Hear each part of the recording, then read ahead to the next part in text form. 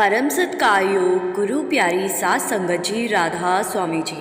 सात संगत जी, बाबा जी और संगत के बीच आज हुए ये लेटेस्ट सवाल जवाब सुनते हैं जी। वीडियो को शेयर करना मत भूलिए जी। सबसे पहले एक भाई ने बाबा जी से पूछा कि बाबा जी, मैं सुबह 3 बजे उठकर 2 से ढाई घंटे भजन सिमरन करता हूँ और उसके बाद मैं थोड़ी देर के लिए सो जाता हूँ, तो क्या सिमरन के बाद हम सो भी सकते हैं? तो बाबा जी ने समझाया कि बेटा, वैसे तो मालिक को याद करने के लिए किसी स्पेशल टाइम की ज़रूरत नहीं होती, इसीलिए आप इस तरह से भजन सिमरन का टाइम बनाओ कि अगर आप सुबह 6 साढ़े 6 बजे से अपने रोज़ के काम काज के लिए तैयार होना शुरू हो जाते हो तो आप सुबह 4 बजे से बैठा करो।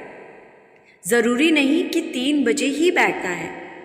हमें चाहिए कि भजन सिमरन करके हमने जो माहौल बनाया है उस माहौल से ही अपने दिन की शुरुआत करें। लेकिन अगर हम भजन सिमरन करके सो जाएंगे तो जो माहौल बना था वो फिर नहीं रह जाता। फिर एक बीवी बाबा जी से कहने लगी कि बाबा जी, मेरे पति सत्संग पर आते हैं लेकिन वो शराब बहुत पीते हैं। तो बाबा जी ने कहा कि बेटा, आप उनको समझाओ, शराब या नशों के साथ हम इन चीज़ों के मोहताज हो जाते हैं, फिर इसका बोझ तो हमें ही उठाना पड़ेगा और इन चीज़ों से स्वास्थ्य का भी नुकसान होता है और पैसे का भी नुकसान होता है। अब जिस चीज़ से नुकसान ही नुकसान हो, उन चीज़ों से दूरी बना लेने में ही फ़ायदा है। इसीलिए आप उन्हें प्यार से समझाइए तो वो ज़रूर समझेंगे। फिर एक भाई ने बाबा जी से पूछा कि बाबा जी, जब मैं भजन सिमरन पर बैठता हूँ तो मुझे अंदर से आवाज़ें सुनाई देती है, तो मैं कैसे पहचान करूँ कि वो किस तरह की आवाज़ है और कहाँ से आ रही है?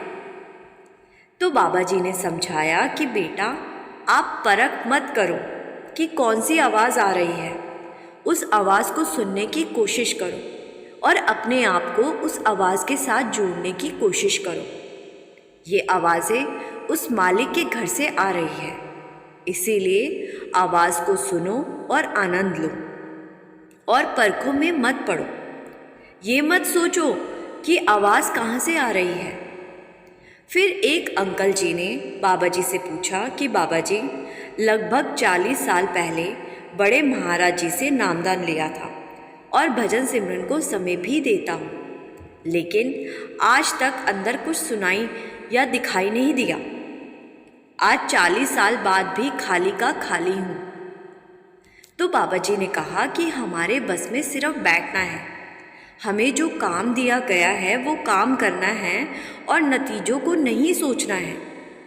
हमें तो मालिक का हुक्म मानकर बैठना है और बाकी सब कुछ मालिक की रज़ा पर छोड़ देना है।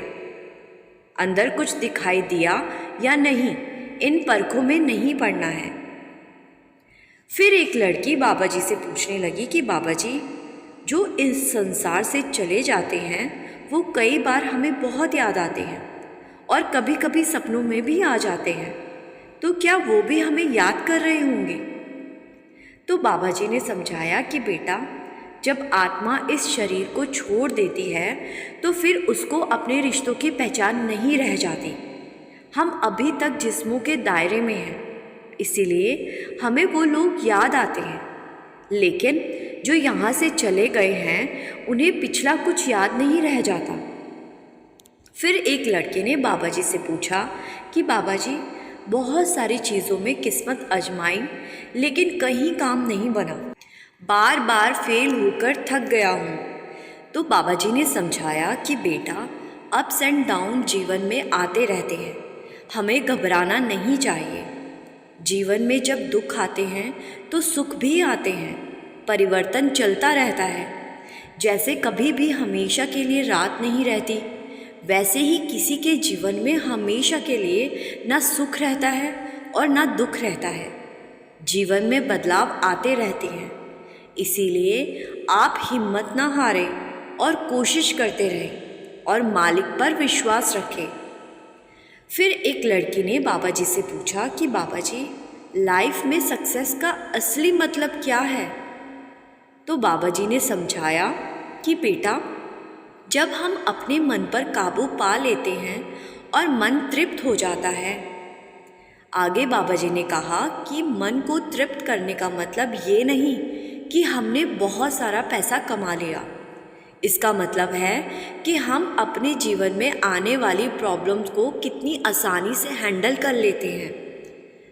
फिर एक बेबी ने बाबा जी से पूछा कि बाबा जी, कई बार हम अपनी लाइफ में कुछ अहम और बड़ी चीज़ को गंवा देते हैं, तो क्या हमें उस चीज़ को वापस लाने की कोशिश करनी चाहिए या उसको भूल कर बैठ जाना चाहिए? तो बाबा जी ने कहा कि बेटा, इंसान का काम तो कोशिश करना ही है, आगे नतीजा तो मालिक के हाथ में है। हमें तो विश्वास के साथ कोशिश करनी चाहिए और सब कुछ मालिक पर छोड़ देना चाहिए।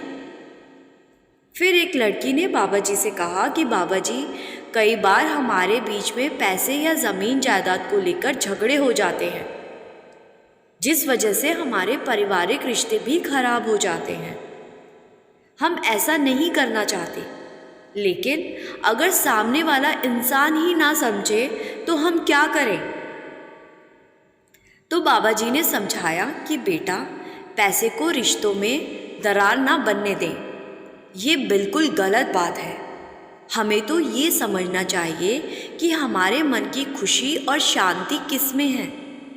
अक्सर इंसान ये सोचकर पैसे के पीछे भागता है कि ज़्यादा पैसे से ही खुशी मिल सकती है। ये हमारा लक्ष्य नहीं है। हमारा लक्ष्य तो हमेशा मन की शांति और खुशी होना चाहिए। दुनिया की कोई भी चीज़ खुशी और शांति की जगह नहीं ले सकती। हमें अपने लक्ष्य की पहचान करनी चाहिए और समझना चाहिए कि ये ज़मीन जायदाद, धन दौलत तब तक हमारे पास है जब तक हम जिस्मों के दायरे में हैं। हमारे से पहले इन चीज़ों को कोई और इस्तेमाल करता था और हमारे बाद कोई और करेगा, और हम इन चीज़ों में खुशी और शांति तलाशते रहते हैं। फिर एक बेबी बाबा जी से पूछने लगी कि बाबा जी, भजन सिमरन पर आप ही ने बिठाना है। तो बाबा जी ने हंसते हुए कहा कि बेबी, आप मुझे ये बताओ कि आप सारे ये कहते हो कि बाबे ने ही करना है। बाबे का काम तो आपको रास्ता दिखाना है और मालिक के साथ जोड़ना है। निभाना तो आपको ही है ना। मैं अपना काम कर रहा हूँ, आपको अपना काम करना है। फिर ये बेबी कहने लगी कि बाबा जी, आपका लख लख शुक्रिया जो आपने आज दर्शन दिए। तो बाबा जी ने हाँ में सिर हिला दिया। तो साथ संगत जी, ये कुछ सवाल जवाब थे और बाकी के सवाल जवाब अभी हमें नहीं मिल पाए हैं जी, और हम पूरी कोशिश करेंगे कि बाकी के सवाल जवाब का एक और वीडियो बना दें जी। इस वीडियो को शेयर करना मत भूलिए जी, और कमेंट में राधा स्वामी लिखना मत भूलिए जी। गुरु प्यारी साथ संगत जी, राधा स्वामी जी।